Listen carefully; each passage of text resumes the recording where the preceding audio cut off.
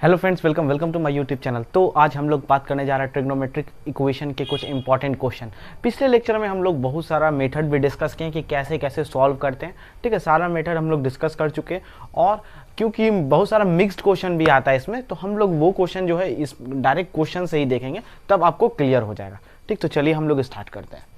ठीक, वो सारा मेथड भी यूज होने वाला और प्लस कुछ एक्स्ट्रा क्वेश्चन भी रहेगा जो आपको क्वेश्चन देख के ही आपको पता लग सकता है। ठीक, तो चलिए हम लोग स्टार्ट करते हैं। क्वेश्चन नंबर 1 क्या दिया हुआ है, the equation k cos x minus 3 sin x is equal to k plus 1 is solvable.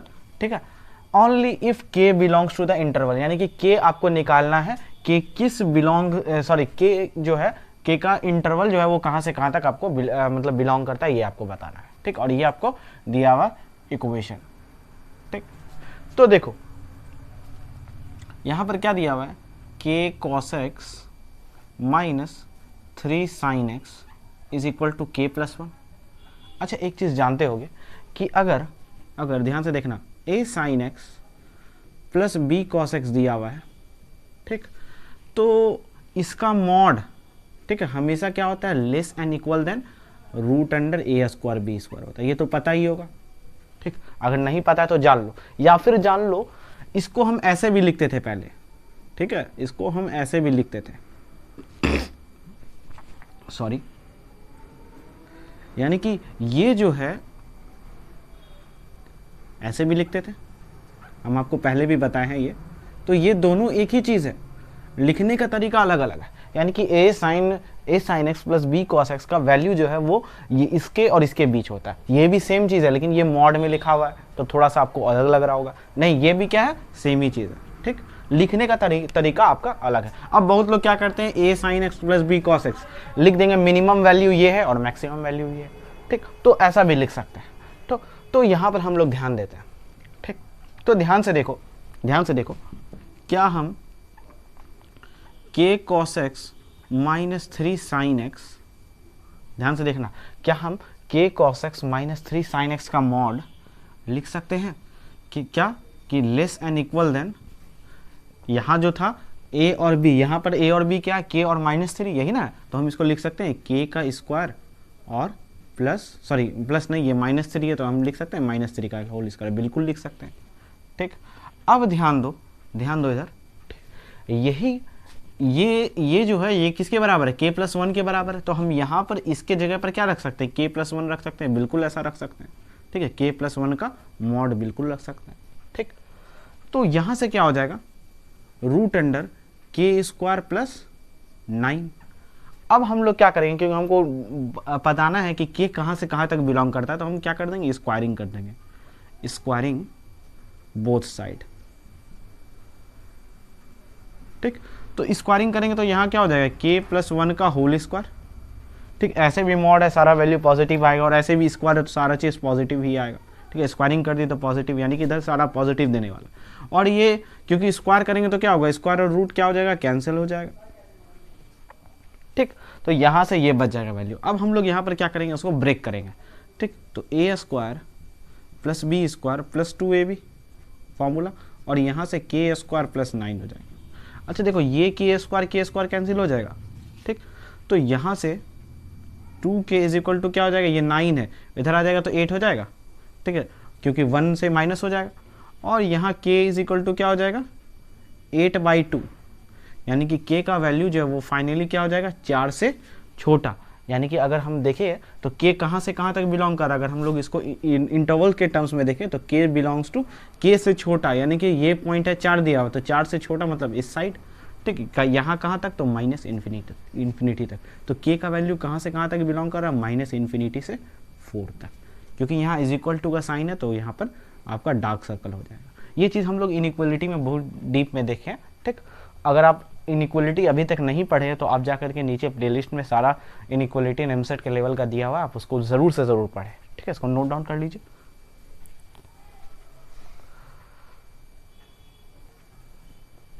तो हम लोग यहाँ पर देखते हैं क्वेश्चन नंबर 2 क्या दिया हुआ है, the possible value of theta, यानी कि थीटा जो है वो बिलोंग कर रहा है 0 से पाई के बीच, सच डैट दिस इक्वेशन, यानी कि ये इक्वेशन दिया हुआ है, ठीक है, और आपको बोल रहा है कि थीटा वो जो है बिलोंग कर रहा है 0 से पाई के बीच में, तो इसके बीच जितना सारा थीटा का सॉल्यूशन है वो आपको बताना है। अब कितना सॉल्यूशन है ये तो हमको नहीं पता, तो एग्जाम में कभी कभी आपको नंबर ऑफ सॉल्यूशन भी पूछ सकता है, या फिर पूछ सकता है कि अगर सॉल्यूशन क्या क्या हो सकता है, ठीक। तो दोनों में हमको एक ही चीज़ निकालना पड़ेगा, ठीक। सबसे पहले हमको थीटा का वैल्यू देखना पड़ेगा कि कहाँ से कहाँ तक बिलोंग कर रहा है। तो हम लोग यहाँ पर देखेंगे क्या दिया हुआ है, sine theta plus sine 4 theta plus sine 7 theta is equal to 0, ठीक।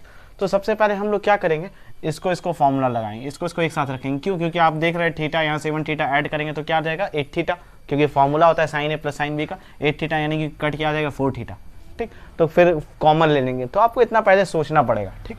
तो ये आपको कब होगा, जब आप प्रैक्टिस बहुत से ज़्यादा क्वेश्चन करोगे, ठीक, बुक लगाओगे तो ईजी हो जाएगा। तो यहाँ दिया हुआ ये, ठीक। अब यहाँ sine A plus sine B का फॉर्मूला लगा देंगे, तो यहाँ क्या हो जाएगा, तो 2 sine A plus B by 2 यानी कि थीटा प्लस 7 थीटा बाई 2 यानी कि 4 theta into cos theta minus 7 theta, cos A minus B, तो थीटा माइनस यानी कि 6 थीटा यानी कॉस 3 थीटा प्लस यहाँ पर क्या बच जाएगा तुम्हारा sine 4 theta is equal to 0। तो ये फॉर्मूला हो गया क्या, हम इस दोनों को साथ रख के लगाएं और ये तुम्हारा वैसे ही लिखा गया। अब देख रहे हो यहाँ साइन 4 थीटा और यहाँ साइन 4 थीटा क्या हो जाएगा, ये कॉमन हो जाएगा दोनों जगह, ठीक। तो यहाँ क्या बच जाएगा 2 cos 3 थीटा प्लस 1 बच जाएगा इज इक्वल टू 0। तो एक बार ये 0 हो जाएगा और एक बार यहाँ से ये 0 हो सकता है। तो sine 4 theta is equal to 0 और एक बार 2 cos 3 theta plus 1 is equal to 0। तो सबसे पहले हम लोग इसको सॉल्व करेंगे। तो sine 4 theta is equal to 0, तो थीटा बराबर क्या हो जाएगा n पाई होता है, हम लोग जानते हैं n पाई होता है।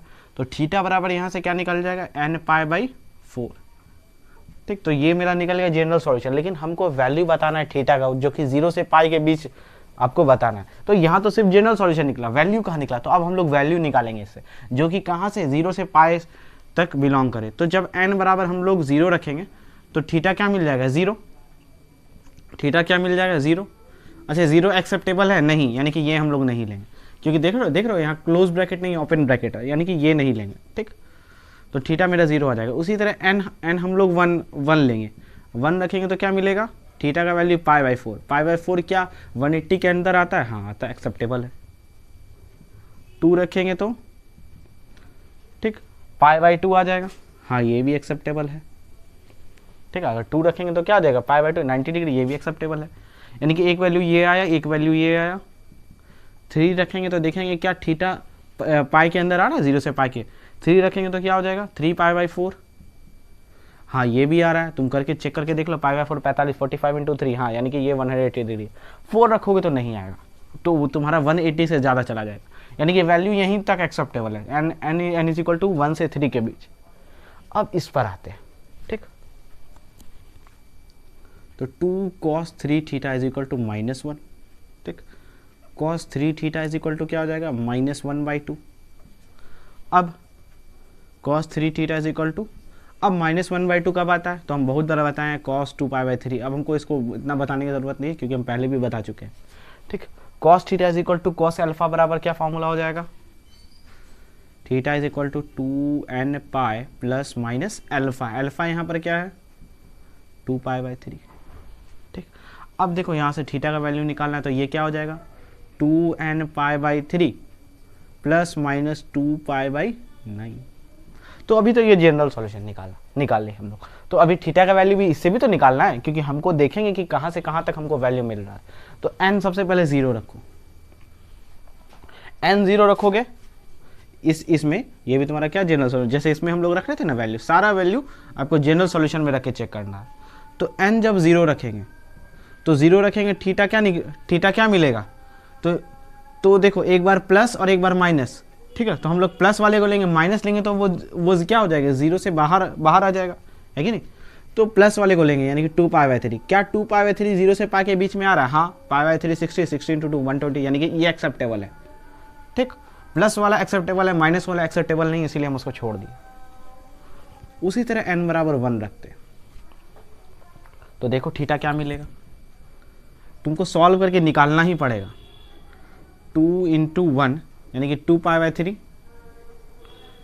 Plus minus 2π/9। अब देखो यहाँ पर एक पॉजिटिव है निगेटिव है, तुमको दोनों के लिए सॉल्व करके देखना पड़ेगा। तो पहले पॉजिटिव के लिए सॉल्व करते हैं। तो क्या आ जाएगा 2π/3 प्लस 2π/9 यानी कि एलसीएम हो जाएगा 9, यानी कि 3 2 6 पाई और प्लस 2 पाई यानी कि 6 2 8 पाई, 8 पाई/9। क्या ये एक्सेप्टेबल है? पाई/9 20 डिग्री होता है, तो 8 दूनी 16 है, हाँ ये एक्सेप्टेबल है। उसी तरह माइनस रख के देखो, यही चीज़ माइनस वाला चेक करेंगे तो यहाँ क्या आ जाएगा, देखो इसी से हम लोग निकाल लेते हैं। 6 में से 2 जाएगा 4 यानी 4 पाई/9 आएगा, है कि नहीं थीटा का वैल्यू। तो क्या ये एक्सेप्टेबल है? ये 20 होता है, 9 दूनी 18 20, हाँ ये भी एक्सेप्टेबल है। तो अभी तक ये और ये एक्सेप्टेबल है, ठीक। अब हम लोग n बराबर 2 पर चेक करते हैं।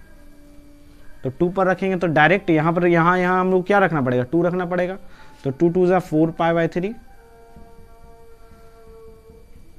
ठीक, ये मिला। अब एक बार प्लस के लिए चेक कर लो।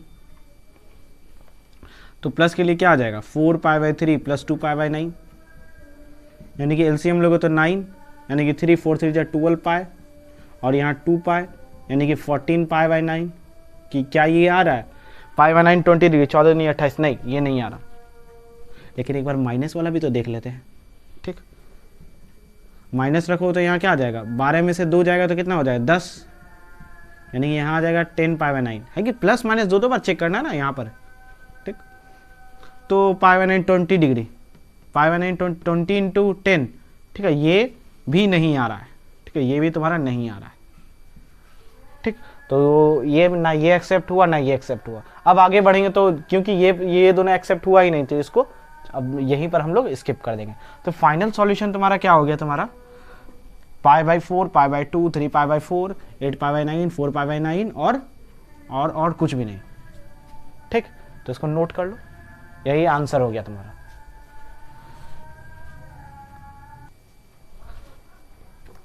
तुम ऐसे इसको आंसर में भी लिख सकते हो। थीटा बराबर क्या हो जाएगा, π/4 π/2 3 π/4, ठीक। ऐसे तुम इसको लिख भी सकते हो।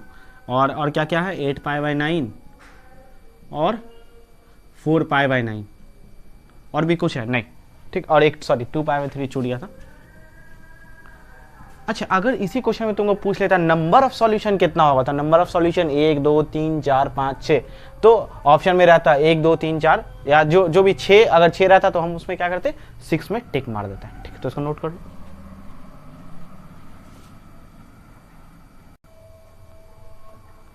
तो देखते हैं यहाँ पर हम लोग क्वेश्चन नंबर 3 क्या दिया, the general solution of the equation, यानी कि दिस इक्वेशन का आपको जनरल सॉल्यूशन निकालना है। अगर आप ध्यान से देखोगे तो यहाँ पर सब्स्टिट्यूशन मेथड लगेगा।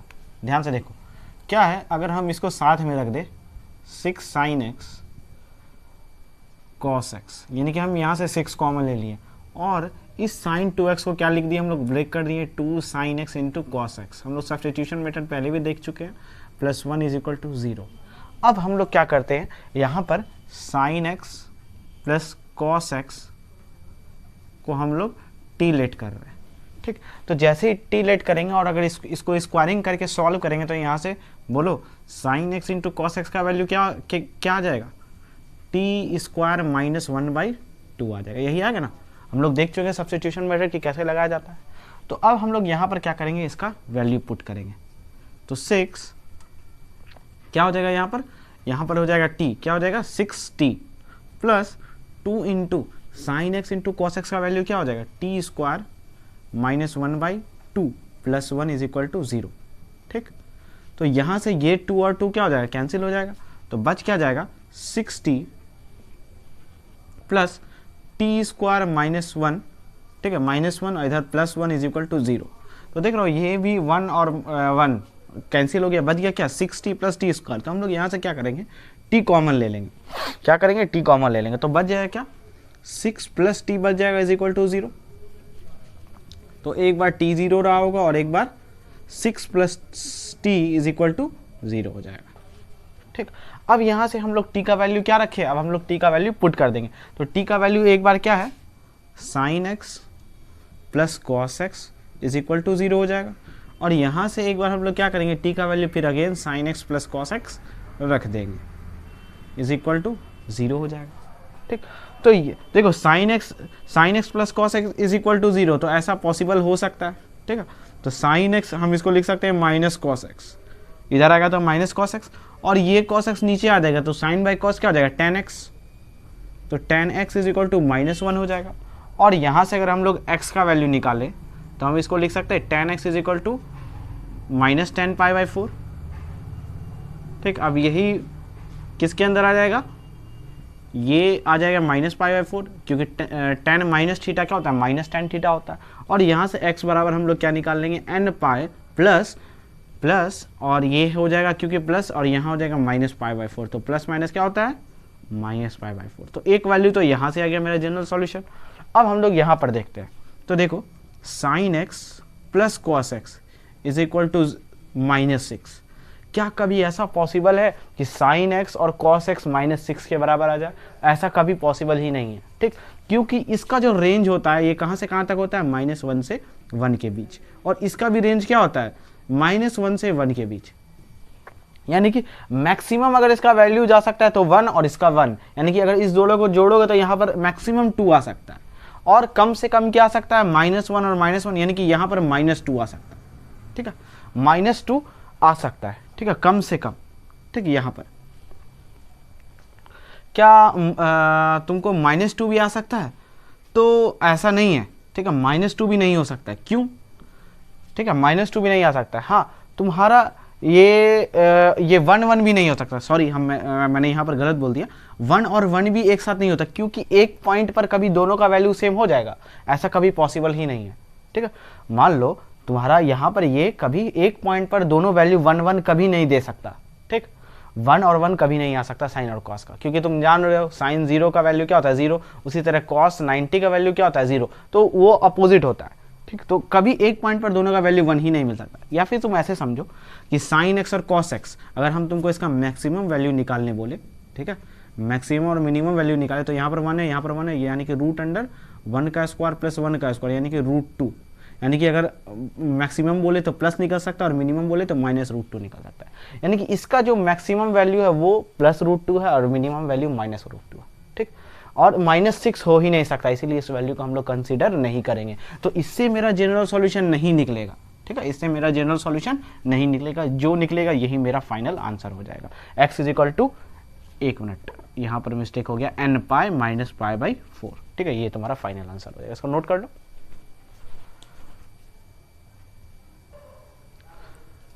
तो देखते हैं यहाँ पर हम लोग क्वेश्चन नंबर 4 क्या दिया हुआ है, the number of values of x in interval, यानी कि x का जो वैल्यू दिया हुआ है वो आपको इंटरवल में दिया हुआ है कि यहाँ से यहाँ तक लाई कर रहा है 0 से 3π तक, सेटिस्फाइंग द इक्वेशन, यानी कि इस इक्वेशन को सेटिस्फाई करेगा जो। ठीक, यानी कि आपको x का ऐसा वैल्यू निकालना है जो कि ये इंटरवल से ये इंटरवल के बीच लाई कर रहा है। ठीक, और सॉल्यूशन निकालना भी नहीं है, the number of values of x, यानी कि आपको नंबर बताना है, यानी कि यहाँ पर आपको नंबर ऑफ सॉल्यूशन निकालना है। तो इसके लिए हमको सॉल्यूशन निकालना ही पड़ेगा, और उसके बाद हम लोग क्या करेंगे, उसको काउंट कर लेंगे और गिन लेंगे कि 6 है या 1 है या 2 है या 4 है। ठीक, तो चलिए हम लोग स्टार्ट करते हैं। ठीक, तो यहाँ पर ये क्या है, 2 sin square x plus 5 sin x -3 is equal to 0। ठीक, यही है। तो हम इसको ब्रेक करते, 3 2 = 6, यानी कि हम इसका कैसा फैक्टर ले सकते हैं बोलो, क्या हम ऐसा लिख सकते हैं 6 sin x - sin x?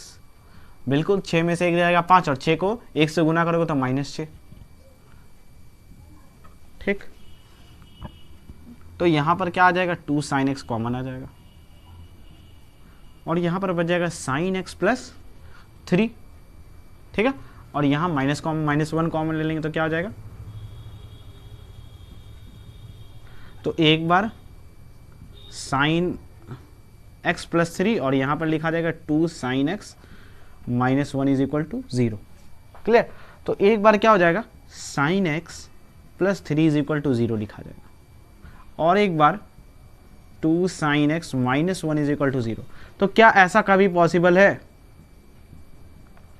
ठीक, सॉरी -3, ऐसा कभी पॉसिबल ही नहीं है। sin x का वैल्यू -3 हो ही नहीं सकता, क्योंकि sin x का रेंज क्या है, -1 से 1 के बीच, यानी कि मिनिमम ये 1 तक जा सकता है, -3 कभी जा ही नहीं सकता। तो यहाँ से जनरल सॉल्यूशन पॉसिबल है ही नहीं।